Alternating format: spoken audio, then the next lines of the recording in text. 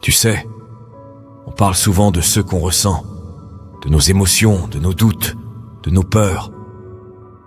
On se dit qu'il faut écouter ce qui se passe à l'intérieur, qu'il faut respecter ce qu'on ressent. Mais laisse-moi te dire quelque chose. Parfois, ce que tu ressens, c'est exactement ce qui t'empêche d'avancer. La discipline, elle, ne se préoccupe pas de ce que tu ressens. Elle ne demande pas si tu es fatigué, si tu as peur ou si tu te sens découragé. La discipline, c'est cette force brute qui te pousse à agir, même quand tout ton être crie de tout arrêter. Imagine un instant, si tu laissais tes sentiments prendre les commandes à chaque difficulté, à chaque obstacle, où est-ce que tu serais aujourd'hui? Probablement au même point, voire même en arrière. Parce que les émotions sont comme des vagues. Elles montent, elles descendent, elles t'écrasent parfois. Mais la discipline, elle, reste droite, stable, imperturbable. Tu veux avancer? Tu veux briser ce cercle vicieux où chaque émotion devient une excuse? Alors il est temps de comprendre que la discipline doit régner sur tout ce que tu ressens. Parce que si tu attends d'être motivé, d'avoir le bon état d'esprit, tu risques de rester coincé bien plus longtemps que tu ne le penses. Aujourd'hui, on va parler de cette force intérieure qui balaie les excuses, qui ignore les fluctuations émotionnelles et qui transforme tes actions en résultats. Parce qu'au fond, peu importe ce que tu ressens, ce qui compte, c'est ce que tu fais. Il y a un moment où tu dois arrêter de chercher des raisons à ton immobilisme, où tu dois cesser de te demander pourquoi tu n'y arrives pas, pourquoi tu n'as pas l'énergie, pourquoi tu n'es pas assez motivé. Parce qu'au fond, la réponse est simple. Tu laisses tes émotions te dicter ta conduite. On a tous ces matins où on se réveille avec l'envie de tout lâcher, où la fatigue prend le dessus, où les pensées négatives s'entassent les unes sur les autres. Mais ce que tu dois comprendre, c'est que ces moments, ils ne disparaîtront jamais. Même les plus grands combattent cette lassitude intérieure, cette voix qui dit « Pourquoi te donner tant de mal ?» La différence entre ceux qui réussissent et ceux qui stagnent, c'est ce qu'ils font quand cette voix se manifeste. Les uns l'écoutent, se trouvent des justifications, se convainquent que ça ira mieux demain. Les autres, eux, agissent quand même. Peu importe la peur, la flemme, le manque d'envie. Ils savent que l'inaction n'est jamais une solution. Et si je te disais que la discipline, c'est justement ce qui te permet de prendre le dessus quand tout en toi veut abandonner.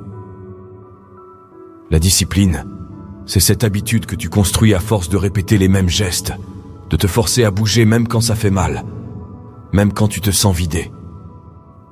C'est une armure contre les faiblesses que ton esprit essaie de t'imposer. Parce que oui, la vérité, c'est que si tu te contentes de suivre ce que tu ressens, tu seras toujours à la merci de tes états d'âme. Aujourd'hui, tu es motivé. Demain, tu ne l'es plus. La discipline, elle, ne se pose pas cette question.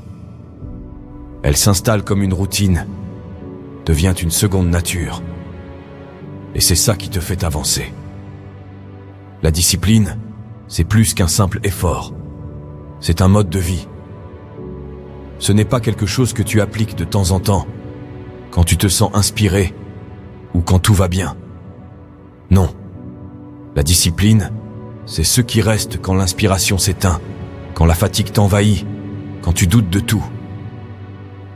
Pense à un athlète de haut niveau. Ce qui le différencie du reste du monde, ce n'est pas seulement son talent, c'est sa capacité à s'entraîner quand son corps lui dit d'arrêter, à répéter les mêmes mouvements des milliers de fois jusqu'à la perfection. Tu penses qu'il a envie chaque matin de sortir de son lit pour aller se dépasser encore et encore? Pas toujours, mais il y va quand même. Et toi, qu'est-ce qui te retient? Est-ce la peur d'échouer? La peur de souffrir? Ou simplement l'envie de rester dans ce confort qui t'enveloppe chaque jour un peu plus?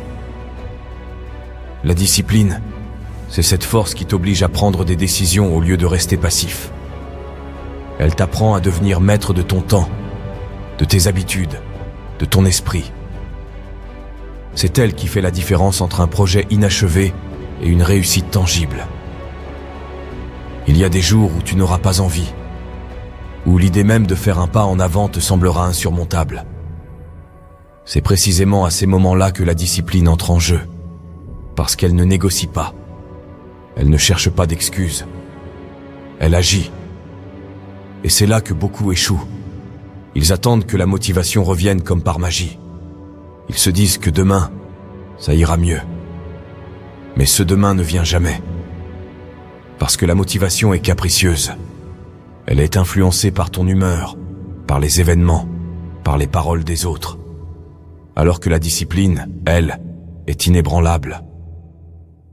Tu dois apprendre à ignorer cette petite voix qui te dit de rester tranquille, qui trouve toujours des justifications pour éviter l'effort. Tu dois t'habituer à aller à contre-courant de tes propres pensées, à braver l'inconfort, parce que c'est là que tu grandis. La discipline te donne ce pouvoir immense de choisir ta destinée plutôt que de la subir. Peu importe la difficulté, peu importe le poids que tu portes, tu continues. Parce que tu sais qu'au bout du chemin, il y a cette satisfaction unique de savoir que tu as vaincu tes propres limites. Ce n'est pas facile, ça ne le sera jamais. Mais c'est ceux qui forgent les plus forts. Ceux qui ne se contentent pas de rêver leur vie, mais qui la construisent, brique après brique, jour après jour. Ce que tu dois comprendre, c'est que la discipline, ce n'est pas seulement une question de volonté ou de force mentale. C'est une construction progressive. Ça commence par des petites actions répétées chaque jour, par des décisions simples mais constantes. Regarde autour de toi. Combien de personnes abandonnent dès que les choses deviennent inconfortables? Dès que la pression monte, dès que l'envie disparaît, ils lâchent prise. Pourquoi? Parce qu'ils n'ont jamais appris à agir indépendamment de leurs ressentis. Ils se laissent guider par ce qui est facile, par ce qui est agréable, et fuient tout ce qui les bouscule. Mais toi, si tu veux devenir plus fort, plus résilient, tu dois entraîner ton esprit à ne plus céder à la facilité. La discipline ne se bâtit pas en un jour. Elle s'acquiert dans les moments où tout te pousse à abandonner. C'est quand tu décides de te lever alors que tu n'as pas envie, quand tu te forces à finir ce que tu as commencé malgré la fatigue. C'est là que la discipline prend racine. Imagine un instant. Tu te fixes un objectif ambitieux. Tu commences plein d'énergie, avec cette flamme qui brûle en toi. Mais après quelques jours, la routine s'installe, les difficultés apparaissent, et cette flamme commence à vaciller. La plupart des gens renoncent à ce moment précis. Ils se disent que ce n'était peut-être pas pour eux, que ça demande trop d'efforts. Mais si tu persistes, si tu continues à avancer même quand tu n'en as plus la force, c'est là que tu te démarques. Parce que la discipline, ce n'est pas seulement une habitude. C'est un engagement envers toi-même. C'est le pacte que tu passes avec ta propre vie. Ne jamais laisser tomber, quoi qu'il arrive. Et cet engagement, il ne se nourrit pas de motivation. Il se nourrit de régularité, de rigueur, de répétition. Quand tu te lances dans quelque chose de difficile, attends-toi à des périodes de doute, de lassitude. Ces moments-là, ils ne sont pas des signes d'échec, ils font partie du processus. La question est de savoir si tu seras assez fort pour les surmonter. Et c'est là que la discipline intervient. Elle ne te donne pas la garantie de réussir immédiatement, mais elle t'assure de continuer malgré tout. Ce n'est pas une question d'être inébranlable ou insensible, c'est une question de priorité. Est-ce que ton objectif est plus important que ton confort momentané? Est-ce que ta volonté de réussir est plus forte que ceux que tu ressens sur l'instant? Si la réponse est oui, alors tu as déjà gagné la moitié de la bataille. La discipline, c'est ta capacité à t'affranchir de tes propres excuses, à ne plus laisser ta fatigue ou ton découragement prendre le dessus. Parce que si tu veux vraiment atteindre tes objectifs, tu n'as pas d'autre choix que de te surpasser, encore et encore. Et ce dépassement de soi, il ne se fait pas dans la facilité. Il se fait dans l'effort constant, dans cette routine qui forge ton caractère et qui transforme tes rêves en réalité. La discipline, c'est ce qui fait la différence entre ceux qui parlent et ceux qui agissent, entre ceux qui rêvent et ceux qui concrétisent. Mais comprendre ce concept ne suffit pas. Il faut l'incarner. Il faut que ça devienne une partie de toi, un réflexe, une habitude ancrée si profondément que même les jours les plus sombres ne puissent l'ébranler. Alors, comment faire pour cultiver cette discipline au quotidien? La première étape, c'est de ne plus attendre d'être prêt. Parce que si tu attends que toutes les conditions soient réunies, que l'envie soit à son maximum, tu risques de rester au même point pendant des années. La discipline, c'est l'action sans condition.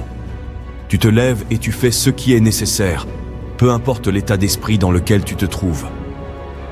Ensuite, il faut apprendre à neutraliser cette petite voix intérieure qui trouve toujours une excuse pour te détourner de tes engagements. Cette voix qui te dit que tu peux remettre à demain, que ce n'est pas si grave si tu fais une pause. C'est un leurre.